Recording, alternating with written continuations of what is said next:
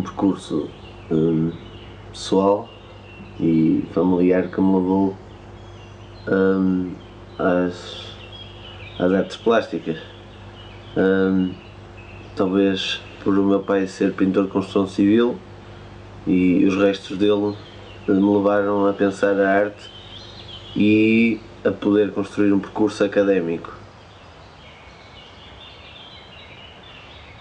Nas belas artes tive algumas influências más que foram boas, alguns professores que foram se calhar alguma marca em termos de percurso, mas não pela aproximação ao trabalho deles ou pela raiz deles, mas sim pela contradição possível e pelo oposto intelectual que levou a fazer com que eu vinculasse mais a minha postura como artista plástico.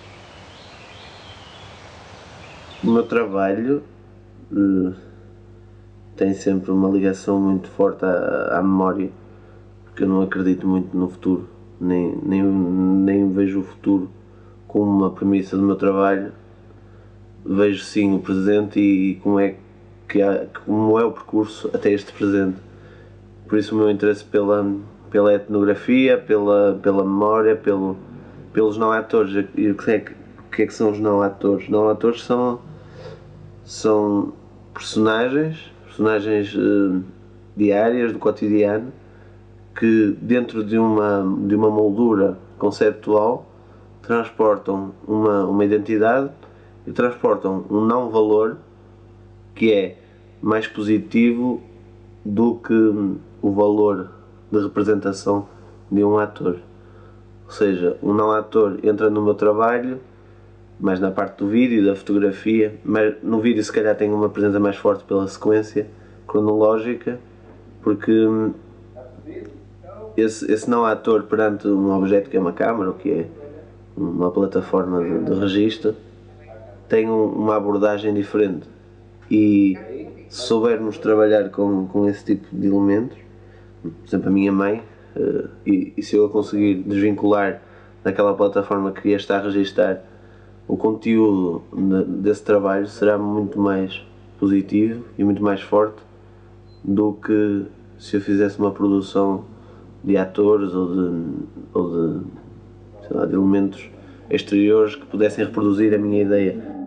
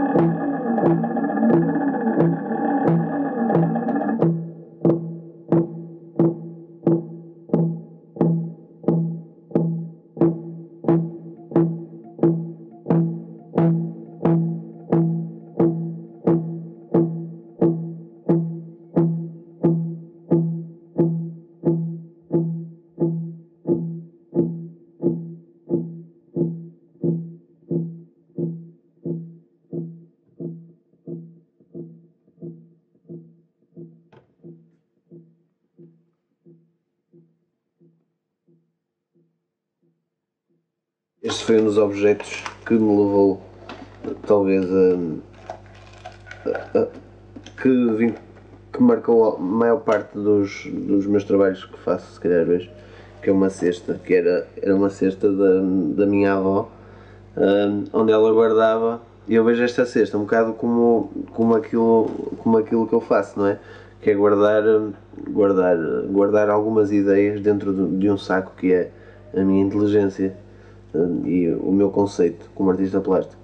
Então o interessante desta cesta foi como despertou para o que eu faço agora, se calhar, é que ela guardava aqui coisas importantes como documentos, fotografias e pormenores, como sutiãs antigos que ela usava, como lenços que ela dizia que ia levar para a campa quando morresse. Estes objetos são o congelar de todas as minhas ideias na arte e do que é para mim a arte e de como é que eu penso a arte. São esta diferença de objetos todos juntos e o que é que se pode tirar, o que é que se pode colocar, o que é que pode existir nesta plataforma que eu penso como relação entre artista e cotidiano e povo e terra. Por isso também a minha relação direta não só com o ir buscar à família ou aos objetos identidades, mas também ir ter com as representações das identidades, por exemplo, as comissões de festas da freguesia, em que eu posso fazer um trabalho de ajuda para com eles, com as atividades que eles pretendem, mas ao mesmo tempo um percurso de aprendizagem para com quem faz uma pesquisa à volta de um assunto que me interessa, que para eles é paralelo àquilo que eu procuro, mas ao mesmo tempo há um encontro na perspectiva conceptual da coisa, porque a mim interessa-me a terra e essas pessoas que elaboram, por exemplo, uma sala que fala sobre a fiandeira e de repente eles são obrigados a colocar um monte de terra. O conseguir ter acesso a essa força humana que consegue transportar essas ideias e reproduzir mimeticamente, se assim eu posso dizer, é o que me faz trabalhar com as pessoas e para as pessoas. O meu trabalho tem sempre uma ligação muito forte à memória que me está à frente de dois objetos que nunca tinha pensado, mas é uma boa pergunta. Essa peça que está agora no Porto, em que tem uma tábua de engomar de ferro muito antiga, e que de repente eu tenho aquele objeto e, como dizes, só não está na cesta porque não cabe na cesta. Esse objeto de repente é uma plataforma para eu criar um objeto, ou seja, eu não pensei numa tábua de engomar e vou procurar uma tábua de engomar. Não, eu encontrei uma tábua de engomar e a partir daquela tábua de engomar eu vou construir o objeto final. E de repente aquilo deixa de ser um barco dos chineses, aquilo deixa de ser tinta dos chineses de 2,5€, aquilo deixa de ser uma tábua de passar a ferro com 100 anos, e passa tudo a ser um objeto artístico, se assim se pode chamar. Essa ligação, por acaso, acho que é uma das coisas que eu costumo fazer, que é o ponto de partida e depois o acrescentar que vai dar o conteúdo à coisa. Claro, parece que estou a dizer que não tenho uma pesquisa anterior, mas há uma pesquisa que é a pesquisa que já falámos, que é a pesquisa do conteúdo do trabalho e daquilo que eu vou agregando a mim. Essa pesquisa que para mim num objeto que eu construa, eu não preciso de estar 100 horas a desenhá-lo ou a pensá-lo fechado. Eu posso apenas vê-lo e a partir dessa apropriação eu vou fechar aquele circuito mental que tenho de transformar o objeto e acrescentar uma referência icónica e conceptual ao objeto. E aí o objeto passa a ser mais do que aquilo que eu queria que ele fosse, e passa a ser mais para os outros do que aquilo que os outros queriam, e isso é o que me interessa. Porque é que eu sou artista? A arte não serve para nada, isso, mas serve para tudo. Isto é a coisa mais oposta e mais possível que se pode dizer sobre a arte. Porque não serve para nada porque não dá o pão de cada dia, como assim fomos ensinados às pessoas. Mas dá o dia a dia de uma possibilidade de visões e de encontros com a realidade. E aí entra o abstrato que é real e a mimética que é abstrata. Este paralelismo acho que é o que faz de mim artista e o que me faz a pensar a arte como uma plataforma de vinculação entre o tempo, as pessoas e o chão. É deixarmos de pensar as coisas como elas são, mas pensarmos mais as coisas como elas poderiam ser. Temos que ser mais falsos e mais verdadeiros. Há questões que podem responder a questões melhor do que respostas. E acho que é isso que interessa.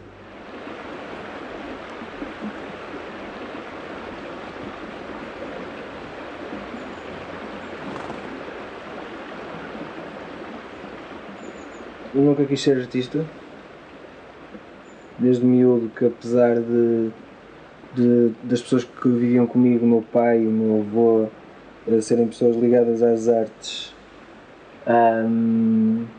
não era todo isso que eu pensava para a minha vida. Aquilo que eu quis desde sempre ser era médico veterinário. O problema é que o meu pai continuava a desenhar e o meu avô continuava a pintar, e a uma dada altura senti necessidade de tomar uma opção de vida e decidi, antes de entrar para o secundário, que iria ser arquiteto. E entrei para a área das artes, em Viana do Castelo, e depois mudei outra vez de ideias e decidi que queria ser artista. Enquanto que um arquiteto tem que seguir certas premissas, certas obrigações, tem que fazer 3 salas, tem que fazer um quarto, 3 cozinhas, blá blá blá. Ainda que esteja a criar, ainda que esteja a fazer algo que é seu, um artista plástico não, um artista plástico está a fazer algo que é seu e ponto final, e dá aos outros. No curso de História da Arte aprendi sobretudo a estar com as pessoas, a partilhar conhecimento. Eram pessoas, pelo menos as com quem eu me dava, eram pessoas mais velhas, pessoas que já tinham tido uma vida, um percurso muito maior que o meu. Era um puto de 18 ou 19 anos e estava a estudar com pessoas que tinham 50, 40, outros 30, outros 60, e era com essas pessoas com quem eu me dava. E nessa escola, onde eu aprendi muito, onde tive excelentes professores que me ensinaram a fazer História da Arte, apesar de não ser isso que eu queria. Não era isso exatamente que eu queria fazer para a minha vida, queria estar ligado às artes, mas não queria estar ligado ao fazer a história, queria fazer a arte. E nas Belas Artes, sim, nas Belas Artes é que eu me senti realmente o que era uma escola, pelo menos no início. Porque havia mais partilha, conheci bons professores também, uns bons, outros menos bons, outros muito maus. Mas sobretudo, a mim o que me interessa na escola, mais do que os professores, mais do que aquilo que aprendemos, é a partilha com os outros colegas, com as outras pessoas que pensam o mesmo ou que tomam os mesmos percursos que nós queremos tomar. E acho que isso é que é a escola, é essa partilha. Uma das coisas que sempre influenciou o meu trabalho foi, sem sombra de dúvida, o facto do meu bisavô ter sido barqueiro no Rio Lima. Portanto, era ele que fazia a passagem de pessoas de uma margem para a outra. Tenho recordações vagas desse momento, pelo menos pequenas recordações do meu avô ir a caminho do rio para ir fazer esse percurso, esse trabalho, que era no fundo o que lhe dava o ganha-pão. Mais tarde percebi que aquilo que ele fazia era importante enquanto metáfora, enquanto maneira de pensar para mim, não só como artista plástico, mas como maneira de estar, como maneira de pensar a vida. Esta ideia de ser uma pessoa tão importante que é passar pessoas de um lado para o outro, passar de uma margem para outra e depois regressar com elas. Nós hoje damos se calhar pouco valor a isso, porque os barcos têm motor, os carros têm motor, os aviões têm motor, mas ser aquela pessoa que leva os outros contra vento, contra maré, contra corrente,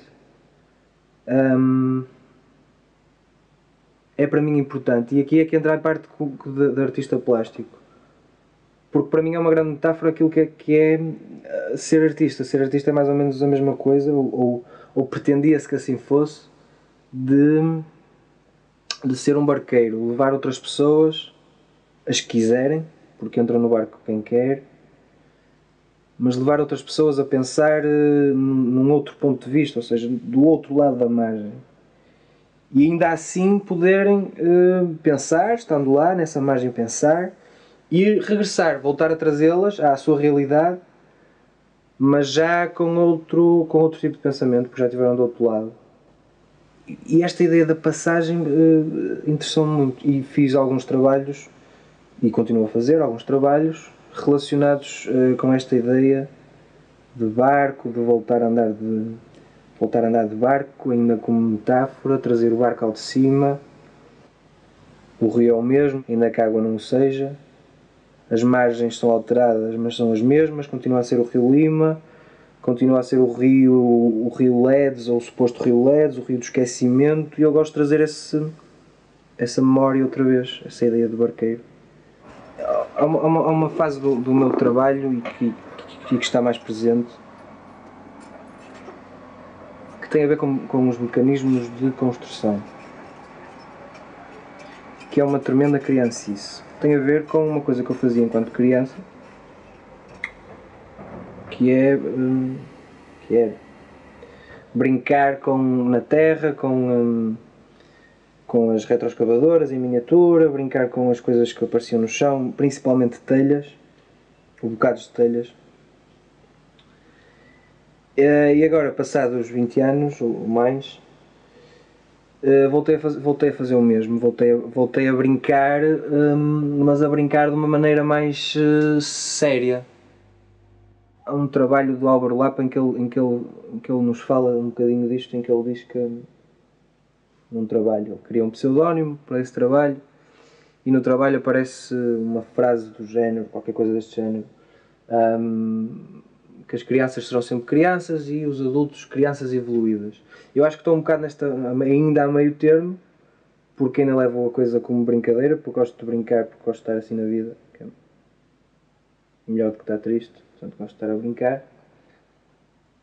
E decidi, a um dado momento, que o meu trabalho passaria por esta coisa das retroescavadoras e das construções.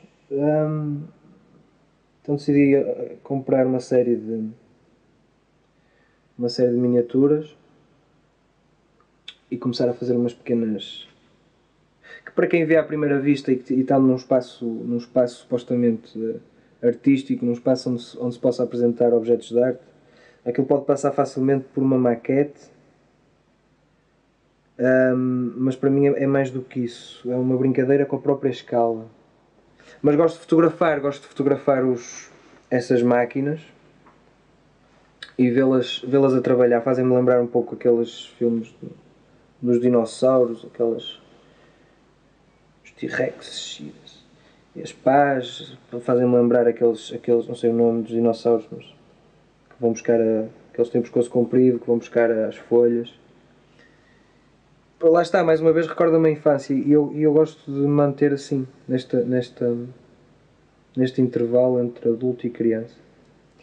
Por outro lado, aquilo que eu tenho reparado é que as próprias crianças, quando vão visitar uma exposição com os pais, e tem lá uma peça minha, uma retroescavadora, das pequeninas e não sei o quê, as crianças sentem-se confortáveis, sentem-se no seu local sentem-se bem, e isso a mim interessa-me porque uma das coisas que tenho lutado é para que a educação passe, a educação geral passe e que onde a arte tenha um papel fundamental e que tenha mais espaço.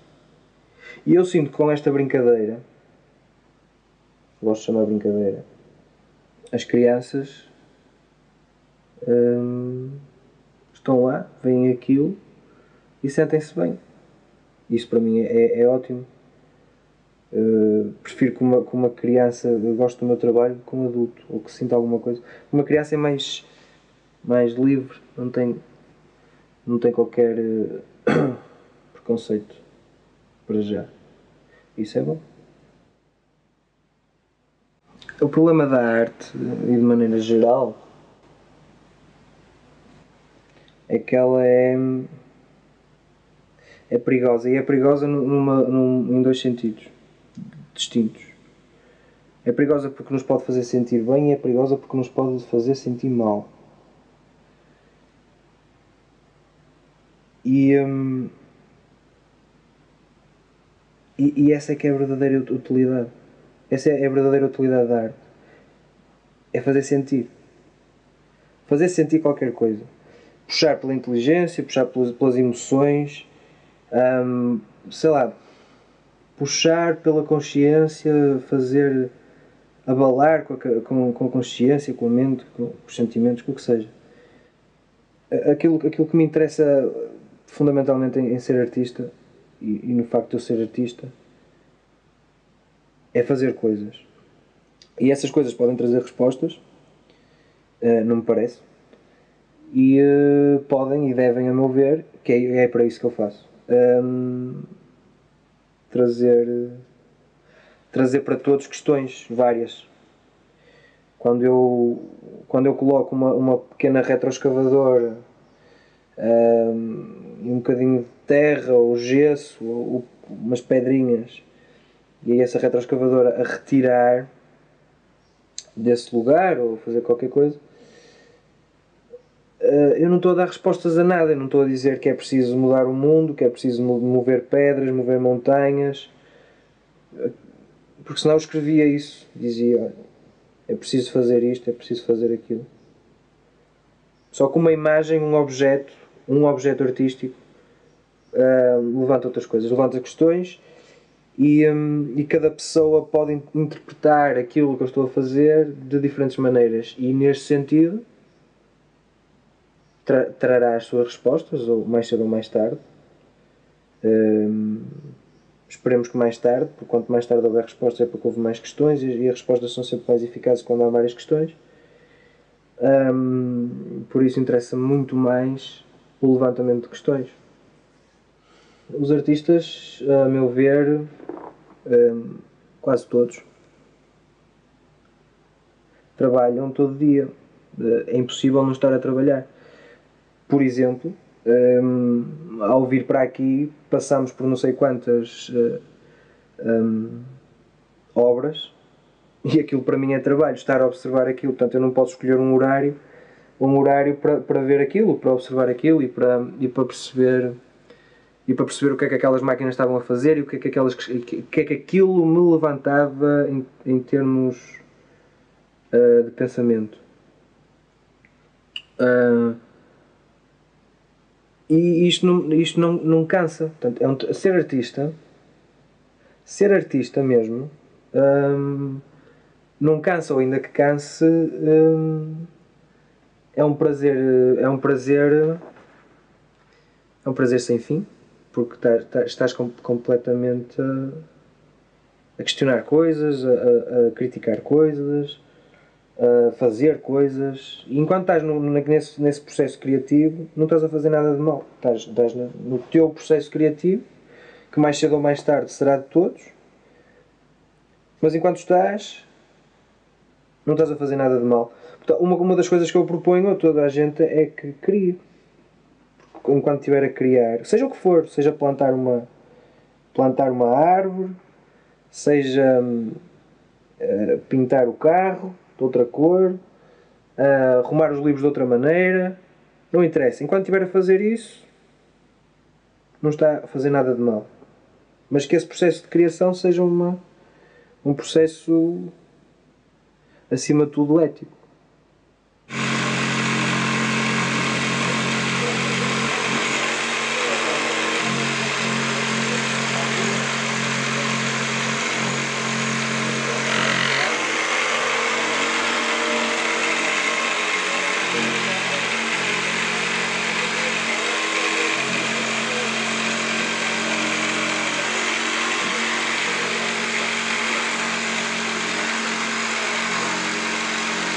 Com o aumento do cabo rural. Toda a comunidade da quinta-feira da Ascensão, não é? Vê com verde. Milho verde, ai milho verde, ai milho verde, Eu conheci o João Gigante. Eu conheci o João Gigante no ciclo. Talvez no sexto ano, ou sétimo ano. Conheci-o apenas de vista, ele era um ano mais velho, eu andaria no sexto, ele no sétimo, ou eu no sétimo ou no oitavo, não me recordo bem. Bem, portanto nunca tivemos o contacto de amizade. Mais tarde, talvez em 2008, 2009, por aí, estava eu a estudar História da Arte na Faculdade de Letras do Porto e encontrei-o não mais do que 3 vezes ou 4, e começámos a falar e eu percebi que ele estudava nas Belas Artes. Era uma coisa que eu também queria fazer, e começámos a trocar conversas, e eu depois acabei por entrar nas Belas Artes, acompanhei, ou seja, estava mais tempo com o João e partilhávamos algumas ideias, nada em concreto, mas algum trabalho que tínhamos desenvolvido. Pouco tempo passado, eu fui convidado para fazer uma exposição e decidi que não queria fazer sozinho, e convidei o João para expor, para pensarmos uma exposição. Bem, a ideia era expormos os dois, mas acabámos por, com pouco tempo, pensar numa coisa em coletivo. O que foi arriscado, porque não nos conhecíamos assim tão bem, para fazer uma coisa em coletivo. O que é certo é que rapidamente as coisas, os conceitos que cada um tinha sobre arte, a maneira como trabalhavam, as ferramentas com que trabalhavam, eram muito semelhantes. Portanto, a partir dessa exposição, penso que tudo o que nós fizemos enquanto artistas, seja a nível coletivo ou a nível individual, passou por esta coisa de trabalharmos juntos. Tanto é que ainda hoje eu não faço nenhum trabalho, ou não exponho nenhum trabalho, sem falar primeiro com o João, e vice-versa. É quase uma espécie de avalo. Portanto, nós fazemos sempre crítica um ao outro e discutimos muito um com o outro por causa do trabalho, que às vezes é só individual, mas que acaba por ter a mãozinha um do outro, porque o discutimos. O João tem uma coisa tem uma coisa fundamental a meu ver. Bem, primeiro, o João tem um coração do tamanho do mundo. E trabalhar com ele é uma maneira alegre de trabalhar coisas sérias. Mais uma vez voltamos aqui à ideia de brincar ao cérebro. Nós estamos sempre a gozar um com o outro, a brincar um com o outro, a criticar um com o outro, ainda às vezes sério, outras vezes a brincar. Mas tem esta coisa boa de dar, a ideia de dar, a ideia de amizade, que muitas vezes se perde e que no nosso caso é uma mais-valia. Acho que o nosso trabalho ganha em coletivo e individual, ganha muito pela amizade que temos um pelo outro, acima de tudo. Ser artista tem uma das grandes vantagens, que se calhar... haverá outras profissões certamente que terão essa vantagem. Ainda assim não será tão, pelo menos não me lembro de nenhuma, que seja tão rica e enriquecedora e que enriqueça.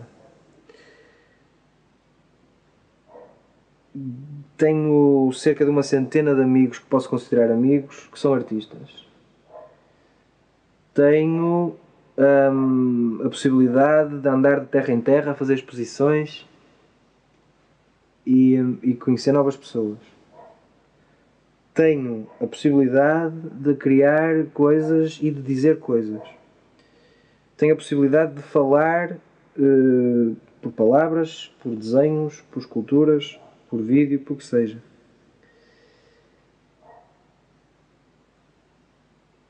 Tomara que eu continue a ser artista, porque esta maneira está na vida de fazer coisas e de fazer o que nos apetece, ainda com aquela ética que é inerente ao ser humano, ou que pelo menos deveria ser. É um prazer. Portanto, ser artista é, acima de tudo, orgásmico.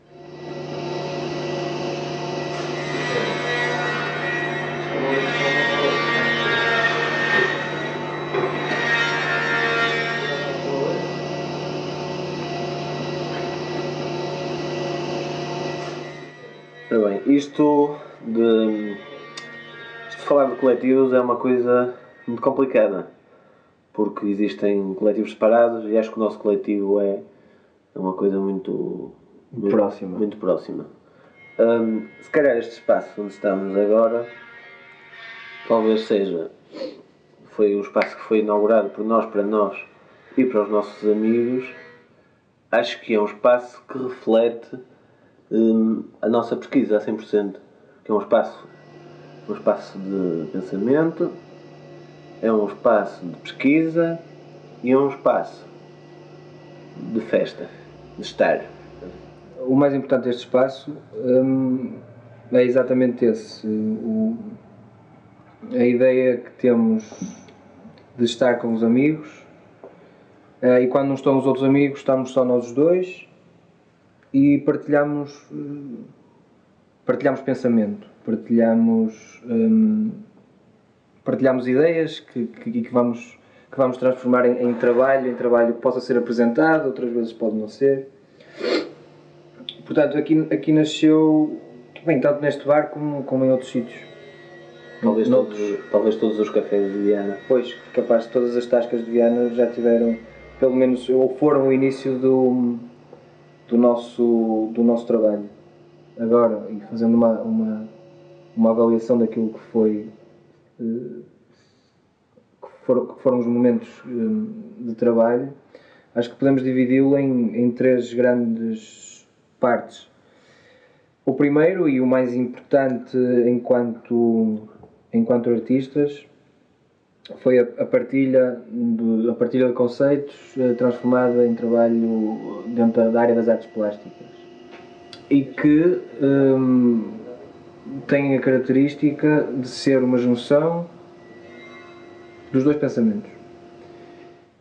Por outro lado, há o trabalho de curadoria e de organização de coisas. Falo, por exemplo, da galeria que temos, que se chama Ao Lado do Cortelho, que é exatamente uma galeria que fica ao lado de um cortelho, o antigo cortelho, onde estavam os porcos. E como esta galeria, outros vários trabalhos que foram apresentados e comissariados por nós, sempre com esta ideia de organização de coisas, de fazer coisas. A revista Parasita surge com a mesma ideia de organização de coisas, com a mesma ideia de comissariado. Acho que foi uma coisa que nós encontramos na arte, na crítica da arte, no mundo da arte, na zona onde estamos.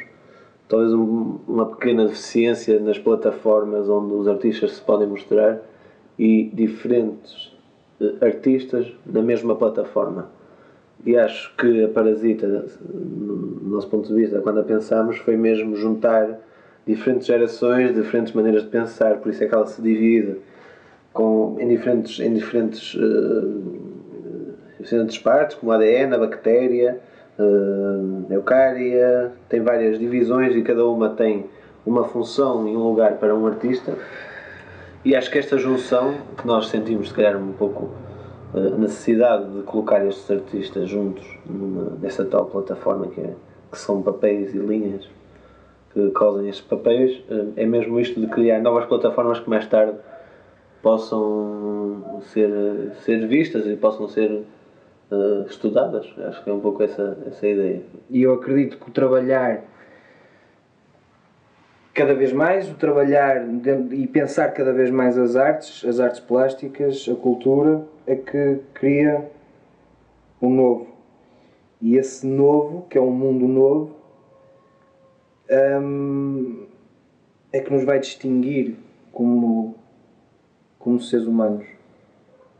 Porque estamos a fazer coisas, estamos a criar coisas, estamos a mostrar coisas, estamos a criticar, a divulgar. E mais uma vez, como eu falava, a ideia de grupo é cada vez mais importante e no nosso trabalho então só faz sentido. Eu acho que esta revista existe porque nós somos artistas plásticos e sentimos a necessidade de criar essa plataforma para esses artistas que são colegas e que são próximos. Próximo porque acho que todos os artistas fazem parte de uma rede e de um conteúdo social. Ias falar de certeza das artes plásticas e do que fazemos. Eu vou-te deixar a ti para falares do conteúdo do trabalho e vou falar deste espaço e da relação que este espaço, por exemplo, tem com o nosso trabalho, como o chão que é de terra, como os objetos que estão aqui guardados, que nós vamos guardando, a luz, as fotografias que fazem parte do nosso trabalho e que vêm para aqui, que são aqui anexadas. Ou seja, isto é a nossa Parasita, é o nosso espaço de pensamento, de crítica, de arquivo, de crítica. É a nossa sala de estratégia. Sim. Aquela sala onde se reúnem na mesa redonda, as tropas para ir combater. Temos uma mesa democrática, temos uma mesa redonda e é nesta mesa redonda que se gere a maior parte das ideias. Às vezes já um pouco envolvidos pela força do vinho, outras vezes mais sóbrios, mas o certo é que saem teorias pessoais e ideias para criar os nossos trabalhos, e muitos trabalhos, a maior parte deles se calhar nasceram neste espaço. No final do ano 2010 aparece uma proposta para fazer um trabalho numa sala proporcionada a uma romaria, a uma exposição de uma romaria, em que eu, não contente pela proposta ter sido só uma exposição do meu trabalho, aproveito esse momento para convidar o João para expor comigo. Em conversa, surgiu a hipótese de fazermos um trabalho para além da exposição. surgiu a hipótese de fazermos um trabalho de pesquisa e a partir dessa pesquisa fundamentarmos um trabalho que fosse mais forte e que tivesse a ver com o espaço onde íamos a expor, a terra onde íamos a expor e para as pessoas comuns. Comuns no sentido de lugar comum. Santa Marta de Portozelo é uma aldeia onde eu nasci e onde nasceu um pintor chamado José de Brito. Após uma pesquisa sobre esse pintor, decidimos fazer um trabalho que refletisse e que fosse uma homenagem ao seu trabalho. E realizámos em conjunto uma exposição site-specific para aquele espaço e para aquele lugar. E foi o primeiro momento em que trabalhámos juntos, no sentido de partilha de ideias. Logo depois desta exposição do Pigmentos, a Câmara de Viana propõe-se a fazer uma exposição ou uma exposição que ia acontecer em Paris, jovens artistas de Viana. Eu e o João somos convidados e aquilo que propusemos foi uma coisa muito simples. Esta ideia de viagem, de sair de Viana e de repente estar com um trabalho fora da cidade, fora do nosso lugar de conforto, e estar num lugar de confronto. E aparecemos em Paris com uma obra que se chamava Porta, e era uma porta fechada feita em linho, e esse linho tinha pequenos materiais, pequenos objetos sedimentados, coisas mais do que pigmentos, eram pequenos detritos de sítios cá do nosso lugar. E eram esses detritos que faziam o desenho da porta. E de repente a porta aparecia exposta numa parede, na galeria, e todos os momentos em que ela era tocada, ou pelo vento, ou pelas pessoas, esse pigmento que fazia a porta acabava por cair no chão. Mais uma vez está aqui a ideia de Saba. A ideia de que algo que viajou, algo que foi construído, está aos poucos a ser desconstruído, provavelmente por estar noutro lugar, provavelmente porque as pessoas não são as mesmas pessoas comuns do nosso lugar. O que é certo, e a meu ver esse trabalho resultou muito bem, foi exatamente porque passou a ideia, passou o conceito, passou essa metáfora da passagem do tempo. Um dos trabalhos que surgiu depois mais tarde desse, que esteve na Bienal de Cerveira, acho que é um trabalho que documenta bem esse tempo. Foi um trabalho que não era mais que uma galeria exterior criada por nós fechada, e uma escada numa galeria interior que dava acesso a esse espaço criado exterior. E porquê aí a ideia de tempo? Para nós o objeto artístico, se assim se pode dizer, não é só a inauguração e o fecho da peça, mas sim o processo como se chega até essa peça. E essa peça que estava numa parte exterior do edifício foi antes lavrada, foi trabalhada, foi limpa para que a parte de dentro da galeria criada onde as pessoas não tinham acesso estivesse limpa à volta daquele lixo todo que existia à volta. A peça que teve em Viana do Castelo também exposta quando foi aquele encontro de jovens artistas, que é a peça que é terra, que são portas e que é cera derretida. A cera derrete induzida pelas luzes, mas a partir de um certo momento ela deixa de ser possível verificar como escultura, porque todo o processo passa a ser aleatório. A placa de cera pode cair totalmente, como pode cair aos poucos, como pode ir derretendo às pequenas pingas, mas no final sabemos que aquela parte de cera acaba por cair sobre terra. Por mais que a estrutura seja igual, o tempo das coisas é sempre diferente. Nós sabemos que nascemos, provavelmente sabemos que morremos, mas não sabemos bem como é este processo entre estes dois pontos. A revista Parasita não é só a revista. Há também um processo irónico, crítico e corrosivo que pertence à ideia parasita. Em todas as apresentações que fazemos da revista, fazemos mais do que uma apresentação típica e banal, uma apresentação performativa. A própria apresentação é um ato performativo. A última terá sido a mais marcante para nós e provavelmente para as pessoas. Aquilo que fizemos foi um fecho, ainda que um bocadinho aberto, mas foi um fecho daquilo que temos feito enquanto coletivo.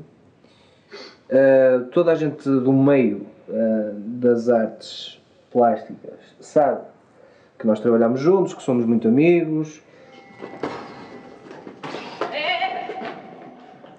e que estamos sempre prontos para o combate.